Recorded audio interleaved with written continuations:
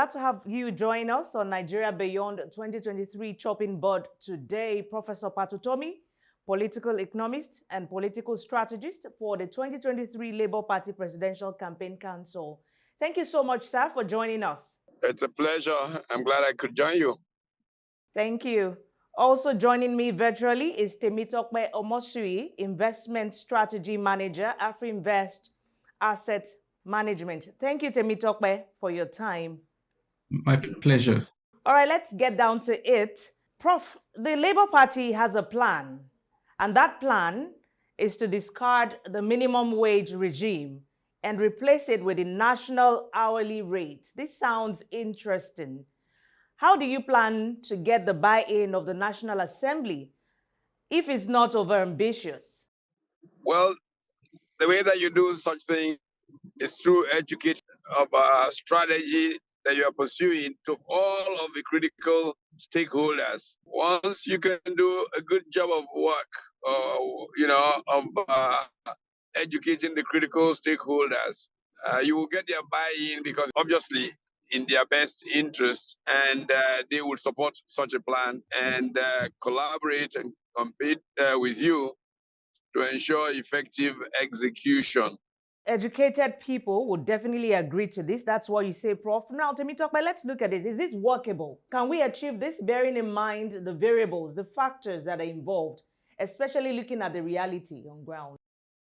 Thank you for that question. It's achievable, actually.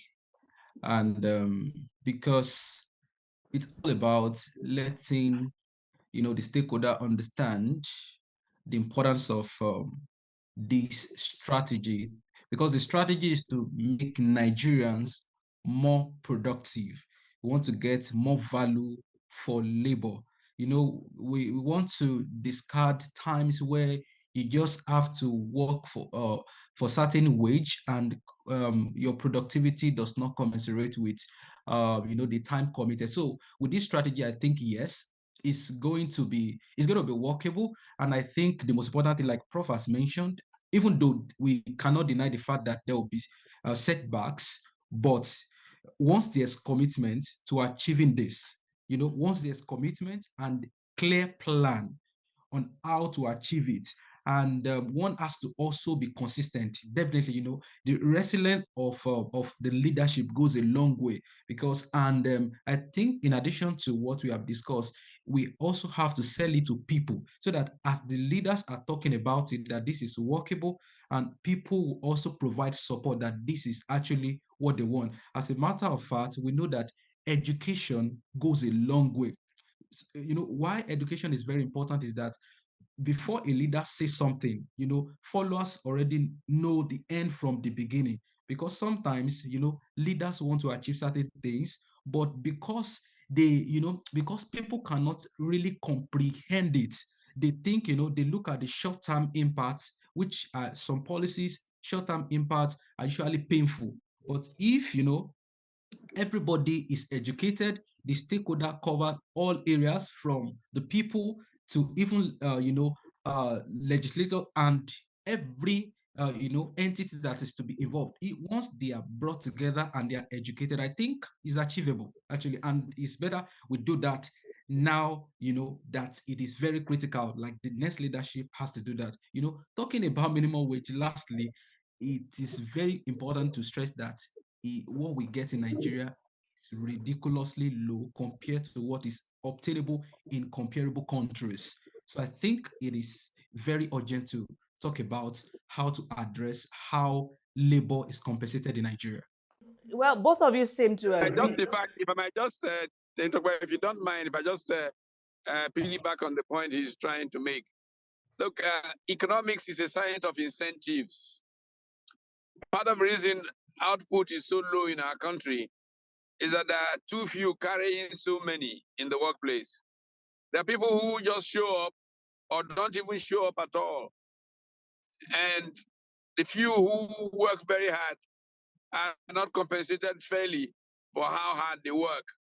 So by the time you ensure that the incentive structure is right, you will raise the inclination to output that is superior, and people are motivated to producing, and economic growth will be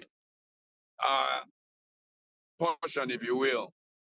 All right, both of you agree on this, and you seem to talk about education, bringing educated people on board, talking to them, having that dialogue to be able to achieve this. Now, education, unfortunately, in Nigeria, there seems to be a debt in education based on budgetary allocation to that sector for a while now. But your candidate, Prof, is saying that it would give an upward review for that sector, and that review is for about 16%, and also provide access to students' loans.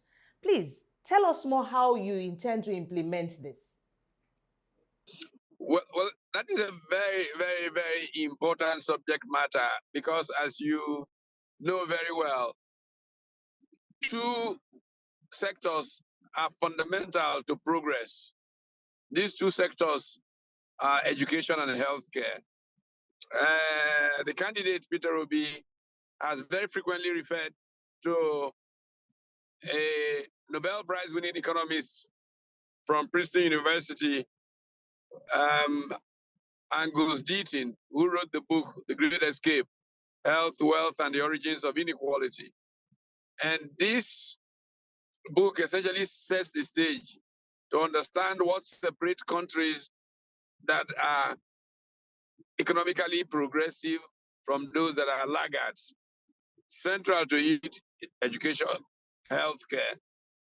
So it is so important that it is so difficult to understand why governments have not paid the kind of attention that they should pay to education. I give you as a small example of how Nigeria got ahead as colonial experience came towards an end.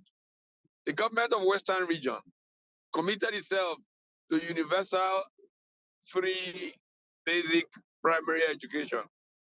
The government of Eastern Nigeria chose to follow suit very quickly. And at a point in time, in 1957, the budget of Eastern region was 40% education, and yet it was inadequate for the kind of progress Eastern region wanted to make with education, because the leadership understood that their ability to grow depended very much on the quality of human capital and what education could do for the region. The civil service was in agreement, but they thought that the premier at that time, Azikiwe, was too aggressive and that they could not afford it. The Western region was earning more from cocoa than Eastern region was earning from palm produce. So they pushed back on Azikiwe's proposal, and Azikiwe actually went to Parliament and said that Chief Jerome Udoji, the permanent secretary in Ministry of Finance, was trying to sabotage his government, which led to a crisis that led to Udoji literally resigning, but he was asked to come down and take a leave, go to the UK, and then people came to persuade him not to resign. And then the community met and decided that, look, education was so important that even though government was giving it 40% of the entire budget and it was inadequate, the community, the missions, and the government will collaborate. That philosophy came to be known as Ibu Anyi Danda. For those who understand Igbo, it's like the worker ant and how it shares the burden, the load of getting a task done. That philosophy led to massive community investments in education, leading the Igbo State Union to found secondary schools across Nigeria, becoming one of the biggest educators in the country. And missions, of course, with their contributions, and Eastern region, their productivity rose dramatically as a result of the investment in education. Yes, let me come in there, and thank you for the history from time and the body postures of the past leaders in education. Unfortunately, Temitope, let me bring you in here to react to what Prof has said concerning the posture of leaders to education. Now, Peter Obi is saying that he's allocating 60% an upward review to education. Do you think that is achievable? Why do we have this kind of posture that we have to education? Thank you very much. Education is very important. In fact, if you want to understand the future of an economy, the prospect of an economy, and the resilience of an economy, look at the education sector. As a matter of fact, I will tell you that show me a developed economy that has not invested heavily in education in terms of literacy rates. So education here, thankfully, Prof has been able to provide a bit of historical background. When we look at education, is beyond just the tertiary education. So I believe that because in addition to the kind of education we have, right, that is all about paper and all that, or theories, financial institutions, right, will be able to invest in education that they know that will be value add. What I mean by that is they are so certain that technical education, that whenever they are out of school, these people will be able to create job for themselves. You and I know that if we invest in the current curriculum of our education system, right, it may not yield the desired results. And everybody knows that financial institutions are after profit. They would not want to commit money to, labor that will become unemployed, because it's expected that at some point when they are employed, countries that have tried this, they make it imperative that, job creation is very paramount. As a matter of fact, these economies have unemployment rate that are lower than 4-5%, compared to Nigeria unemployment rates over 30%. So there are other issues that must be addressed. The kind of education that we want to finance, it's not just about the tertiary education, but education that is able to provide value. All right, Temitope, so is this workable in one word? Is actually workable. Again, there's going to be a lot of setback because there are so many problems in the economy to be addressed. You also hear talk around security, that how much of this money will be allocated to security. There are two factors that are critical to human development: education and health. So if 50% goes to education, the question is how much of this money will go to health? So which brings about the strategy to financing education. Are we looking at just the public-private partnership? Our leadership, the president partnering with private institutions that will provide this loan, and they will also ensure that the kind of education that will be provided will be able to add value to the society, such that we don't just educate people that will not add value to the society, that won't add value, that can pay back those obligations. So I think it's going to be a bit challenging because there are other contending needs and issues in the economy. Contending needs and issues. And let's switch to infrastructure. Prof, your candidate is harping on building human infrastructure before physical infrastructure. But again, he's also saying that he's planning a highway trust fund account to diversify infrastructure, funding roads, bridges, railways, and all of that through the collaboration of the three levels of government. Now, Prof, how do you plan to implement this? The major point being made here, first and foremost, is that if you have people who are educated and are well, their smarts enables them to put up infrastructure. That's the first point. The second point being made here is that in the modern age, most infrastructure have not come from government budgets. They have come from private capital that can get a return, a significant return on investment from infrastructure investment. I visited the G20 infrastructure hub in Melbourne in Australia, and they were nonplussed. They were really upset that Nigeria refused to follow all the help they offered.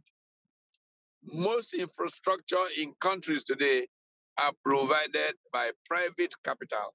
Even in our country, the Lekki Expressway is a concession company with some of the investment coming from as far as Australia.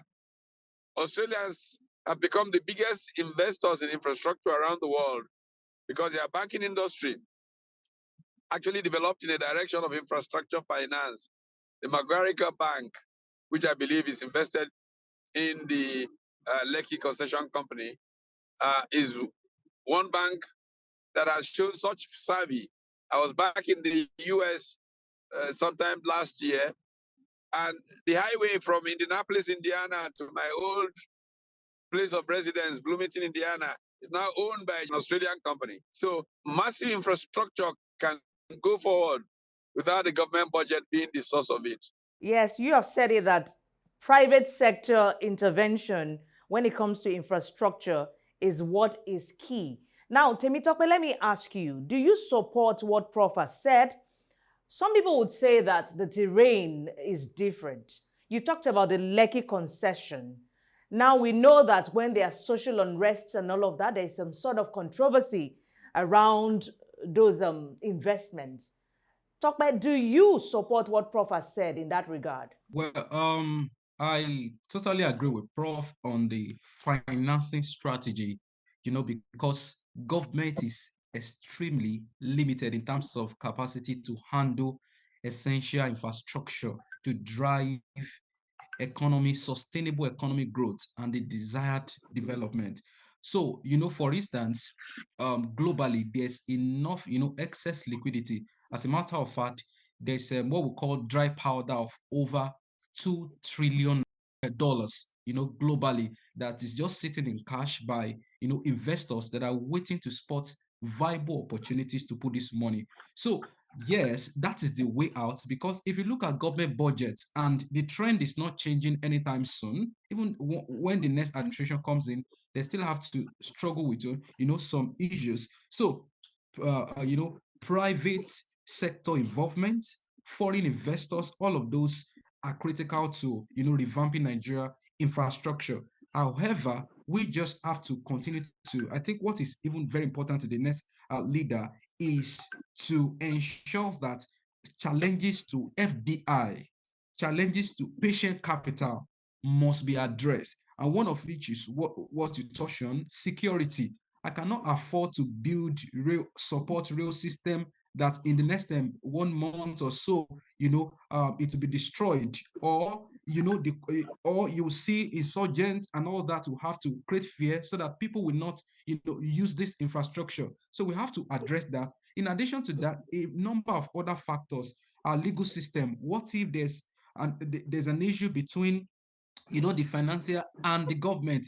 Do we have an objective legal system that will address this issue without bias? So all of these issues must be addressed before we can attract patient capital. They are very, very critical. And like Prof said, I think the most important thing, this has been discussed for a very long time, that government cannot afford to finance the needed infrastructure to transform the Nigerian economy. In fact, the size of government budgets, what we have now, cannot even finance the needed infrastructure in Lagos or Abuja, let alone the whole country. So I think we just have to focus on factors that are currently keeping them on the edge, that why investors are staying on the sideline. We have to address them before we can begin to attract the right investment. Otherwise, we'll talk about it, we'll have seminars, we discuss and all that, they will just stay on the sideline. Yes, Prof. Let's say your candidate comes into power, still talking on infrastructure. This particular administration has invested so much in infrastructure. We see what they're doing with the rail system, the roads and all of that, the bridges. Would you want to continue with what they have done? Or you'd want to review it or change it totally? Well, first of all, we don't believe in playing this game of, oh, this is what a former administration did. This is what the new one is going to do. We believe in continuity. So we're going to review everything and find out how to do it more effectively. I mean, the infrastructure cost is horrendous. What they spent on Lagos-Ibadan rail, Kaduna-Abuja rail, can give you a rail line that goes from Lagos to Maiduguri and Sokoto. So you got to sit down with the Chinese and say to them, this is not on. We don't do business like this. They may reveal how much they give the people who sign contracts with them, but that's their business. But we've got to find a new way of being more cost effective, but continue on the projects that they have started. We definitely can't waste those projects for the Nigerian people. All right, Prof. Your candidate says he's going to reposition the business and trade sector of Nigeria and integrating activities of MSMEs, really. But are we going to be giving the power to MSMEs? Do you think MSMEs will really drive the business? Looking at the facts that MSMEs, most of them, if you go around town, are even selling imported products. When he talks about, go ahead. The point is, if you really are moving from consumption to production, production involves a lot of MSMEs supplying into major producers. So a strategy that says, oh, we're just emphasizing MSMEs, we'll forget big production companies, is not a strategy. You have to integrate them. And we are fortunate that as we attract the big investments, a special need of focus to growing MSMEs will ensure that we grow the appropriate SMEs to engage with those big companies. Trading is not the solution. Everybody can jump on a plane and go and bring something and back, but we must take our latent comparative advantage and construct value chains and facilitate production alongside those value chains and become globally competitive and dominating in those endowments that we have. That way, we will have high value add MSMEs, and that will give a real boost to economic growth in our country. Yeah, you say endowments, Prof. We have them. Unfortunately, some of those things have not really worked for the system. Temitope, you talked about the value chain, the supply chain. We see what the supply chain, that chain, and how it is affecting the growth of MSMEs and all of that. We've seen that over 2 million MSMEs have had to pack up within 5 years. Yet, looking at their contribution, how does this work, even with the endowment of the value chain? Well, the endowments, the factor endowments that we have, the natural, literal giftings of our land and peoples, were prevented from blossoming because of a rentier class, because the political class was just focused on sharing the booty from oil and giving contracts. And so policies were a disincentive for producing SMEs. And the result is what we have today, that many of them were backing up. There are many businesses that built up on where do we extract rent. And obviously, when it became unsustainable, they packed up. What we expect to happen is that with the new incentives regime, people will see that they will make money when they invest in producing based on a value chain that we can be competitive on, so that you're not waiting to import raw materials and make money off the cheating in foreign exchange first before you then look at the production here as just a show. No, it is producing to drive your higher profitability. So you have the incentives, you're incentivized to add value on that value chain. And because you are competitive, because the whole country is competitive on that value chain, you become a globally dominant player in it. All right, you were talking about incentivizing some of the sectors, and your party is saying it's going to incentivize the midstream sector. Well, we'll be talking about that after this break. Temitope will get your view on that as well.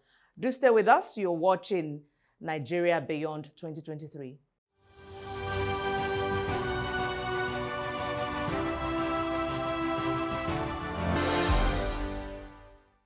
Glad to have you back. You're watching Nigeria Beyond 2023. I've been speaking with Professor Pat Utomi of the Labour Party and Temitope Omosuyi of Afrinvest.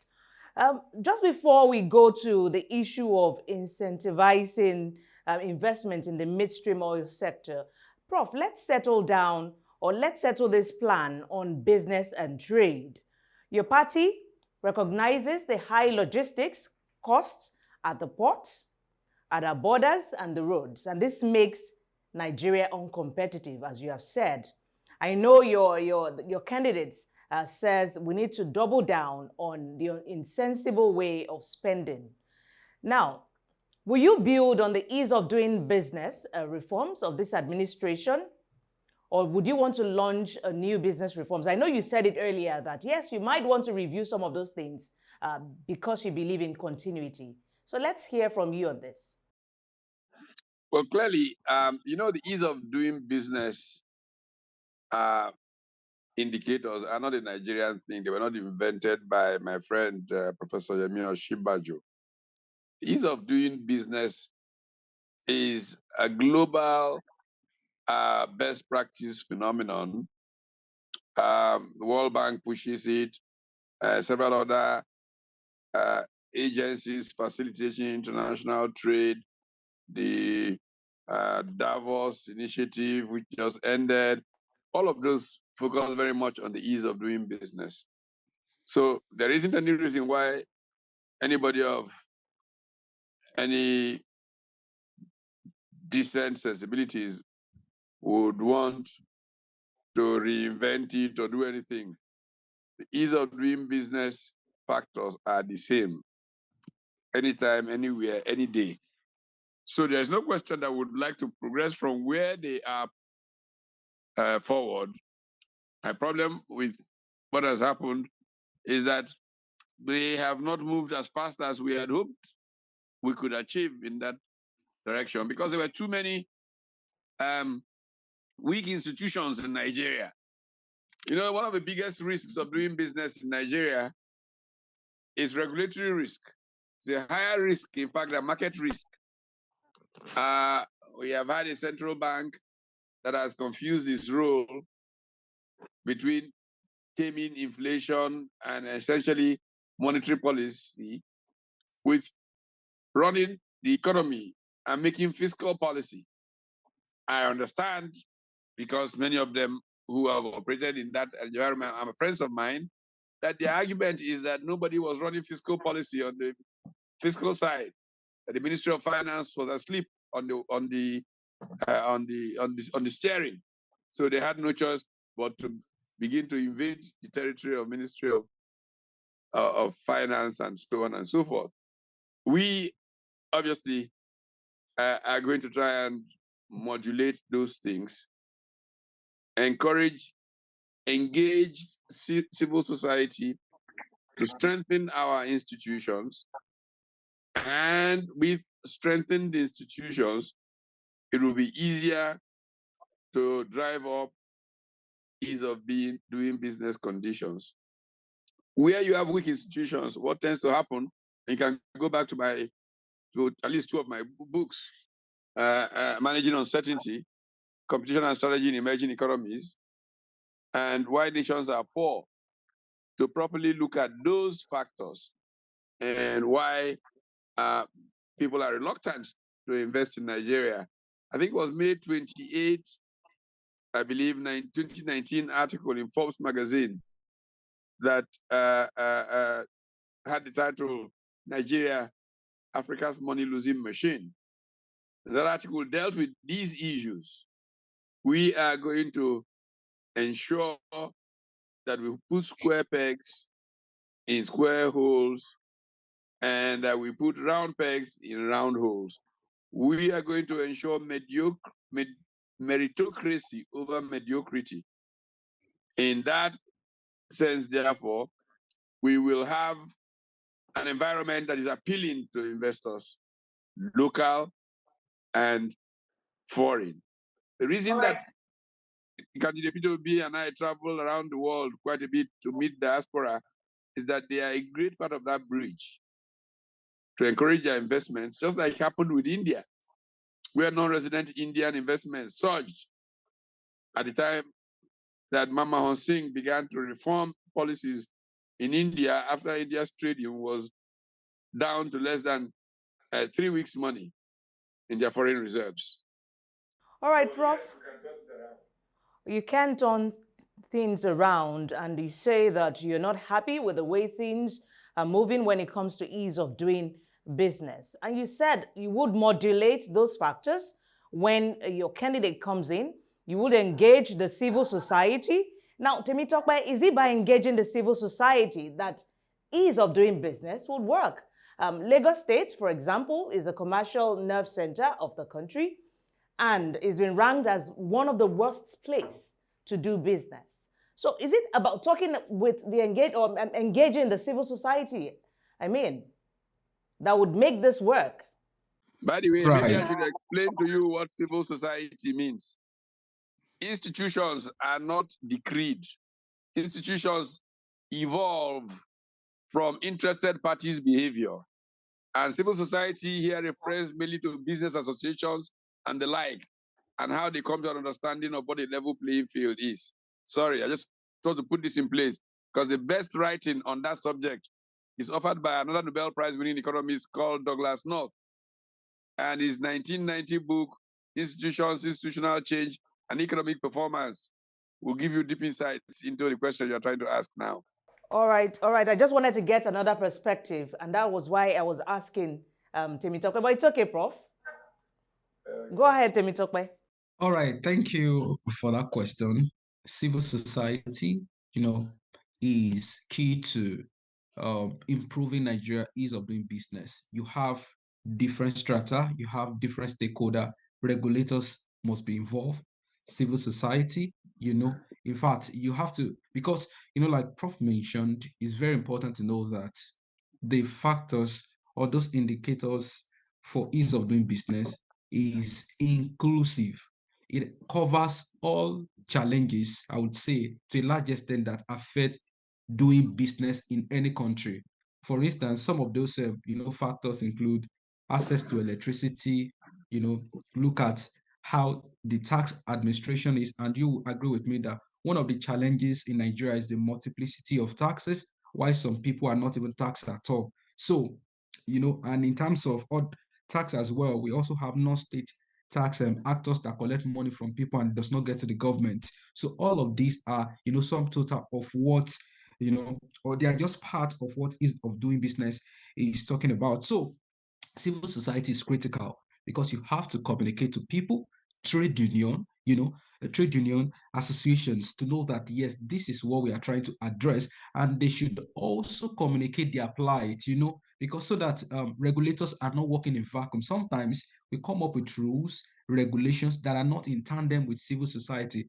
But if there's, synergy between civil society and regulators, they are able to, at every point in time, whenever there's a regulation or rules to ease, business environment, they would get feedback from people that these policies or rules are targeted at. They would also, at every point in time, remain dynamic because, some rules, policies that were very relevant, that helped certain, that helped some economies 20, 30 years ago may not be relevant today. They may not fit into the level of technology and development. So they have to communicate. As a matter of fact, what this administration have done so far, I think is just around registration of business. I think they've achieved a lot in that regard, but that is just minute in terms of factors that are affecting business. So I can tell you that civil society is very critical to, the narrative around solving, those hurdles to doing business. Regulators cannot do anything without the end itself, which, the civil society will really provide good feedback on how to achieve this and how to really optimize whatever rules and policy we want to put in place. So I just need to add that. Thank you. All right, thank you, Temitope. Yes, another major highlight of your agenda, Prof, is about the export policy. And you're saying that you plan to deepen the non-oil GDP components through value addition to agriculture as well as natural resources. Well, some quarters will say that there's still a lot of potential yet to be tapped in the oil sector. But you are saying you want to deepen the non-oil GDP component. So let's look at that critically. What are your strategies to achieve this? And would you be revisiting the export expansion grant? All of those grants to facilitate exports are fair and good. There's no big deal. The thing is to have a national strategy. The problem here is that we don't have a clear national strategy that is coherent. When you have a coherent, clear national strategy that says we want, based on our factor endowments, to dominate certain global value chains, then you can use limited industrial policy that facilitates those particular value chains, especially piggybacking on an agricultural revolution. There are lots of cash crops growing in the wild in Nigeria, and we have not managed to make ourselves competitive in commercializing those cash crops. One of my usual examples is sesame seed. If you travel around north central Nigeria, like Benue, sesame seed grows significantly. It's used to make soup, very tasty soup. But man will not live on soup alone, because if man can have a strategy that makes sure that even in primary school curriculum in Benue State, growing sesame seed for optimal output is in the curriculum from primary school level. By the time a young man is in SS3, he can run farms of sesame seed production that the yield per hectare will be like 20 times what it is today. And he knows that these things can be processed in this kind of manner. And so while he's running these farms, getting multiple levels of new yield on sesame seed, his classmates are going into sesame seed processing. And another classmate is looking at McDonald's hamburger chains in Europe and how to corner the supply of the sesame seeds on the buns in those hamburgers. And across that value chain, sesame seeds can very quickly earn Nigeria much more money than crude oil currently earns it. Maybe a lot of us don't even know sesame seed also tops the list of exports for Nigeria, aside cocoa. Yeah, maybe people don't know that. But you move from sesame seed with very little value added. Let's go to cashew nuts. You know, I saw some of the numbers that came out about cashew nut exports, and I kind of laughed. Between March and May, the Vietnamese descend on Nigeria like locusts, buying up cashew nuts produced in the parts of Kogi, Enugu State, several parts of our country here. They then export these raw cashew nuts, no value added at all, to Vietnam, all the way across the world. Then they process it, something as simple as cashew nuts. They process it. Then they sell them to big airlines as high value savings for big men in business class and first class. And Nigerian big men go there, pay a lot of money to eat cashew nuts that left their country for nothing. And so if we use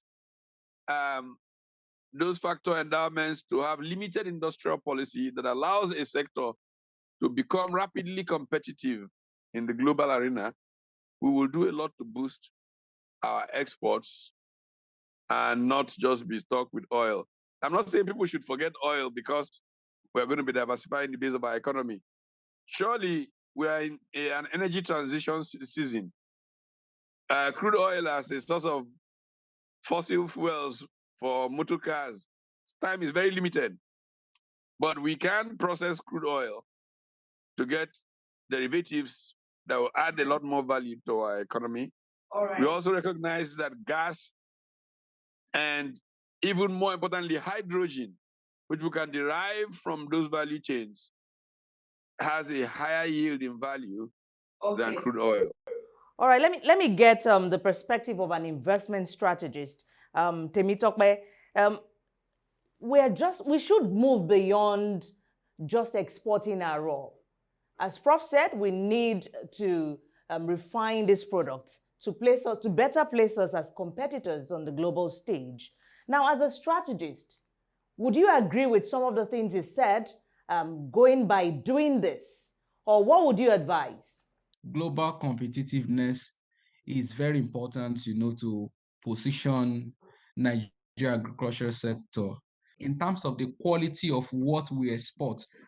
For instance, in the UK, I observed that for every product you find on the shelf, right, there's expiring date from orange to every farm produce you found on in a mall or at a store. There's expiring date, so they must have gone through some quality check standard. They must have been standardized, but that is not always the case in Nigeria. You will see all of those fruits everywhere. There's nothing called the production date. You don't even know the expiring date. So which is those processes are what to make Nigeria agriculture sector to be globally competitive. Once we are able to have those standards around what we produce, and then we are able to invest in R&D for agriculture, not about just increasing capacity alone, but we also have to look at how to make it go globally competitive by investing in the quality of what we produce. So I'll just need to stop there. Yeah. Thank you. So let's anchor on this final point, talking about oil and gas. The Labour Party plans to incentivize more investment in the midstream segment of the petroleum sector. Now, it's not talking about the downstream, which I feel is so important, talking about the product, the availability of this product, the retail sector, as well as the haulage. Now, Professor, you're talking about the midstream sector. Will you, from day one, remove fuel subsidy, or will you phase it out? This subsidy business is a criminal enterprise, and the numbers are there to prove it. Look, among the favorite examples of Mr. Utomi is Pakistan. Look at the population of Pakistan. Look at how vast that country is. Look at how much petrol they consume, and then compare it with how much Nigeria claims to consume. Look at one of the motorized economies in human history, the United States of America. Look at how many tons of crude oil they refine every day with, I don't know how many million, I forget the number of millions of cars they have, multiples, the number of cars that we have running on Nigerian roads, and compare what we ostensibly consume of fuel. Now, if you look at our borders and you just have a minimum policing of those borders, it is not practical that tankers passing through the bush can carry as much of the fuel that we are quote unquote subsidizing as is being suggested. So simpliciter, 70% or more of what we call subsidies just stealing by government officials, direct stealing. So, Prof, are you going to remove it from day one? Absolutely, absolutely. Okay, so Prof, to round up because of time, what would you do differently to reduce the pain of Nigerians? Because Nigerians are heavily reliant on the consumption of fuel. There are no alternatives as we speak. If we ensure that transport infrastructure is running well, and we ensure competition in bringing in and marketing petrol, we will have prices that people can afford. I can assure you of that, which is why I was giving you the MTN example. Temitope, if you can hear me, let's get your last word on this. All right, thank you very much. So I was talking about how bad subsidy is, although we understand that in Nigeria, because of challenges are with demand PMS, if there was uninterrupted power supply, we have proper, an efficient transport system. Maybe you won't even know what the price of PMS is. The same way it is obtainable in advanced economies. You may not even go to a fuel station in 1 month, 2 months, because all the things, PMS is, I would say, is a composite demand, right? Because you don't necessarily use PMS for anything beyond what you need, like electricity and transport. Well, we might not really need to rely solely or heavily on fuel consumption. Many thanks for your time, Professor Pat Utomi, political economist and political strategist for the Labour Party Presidential Campaign Council. Thank you so much, Prof. Also, would like to thank you, Temitope Omosuyi, for your time. We appreciate it. Thank you. And that's it on Nigeria Beyond 2023. Many thanks for watching.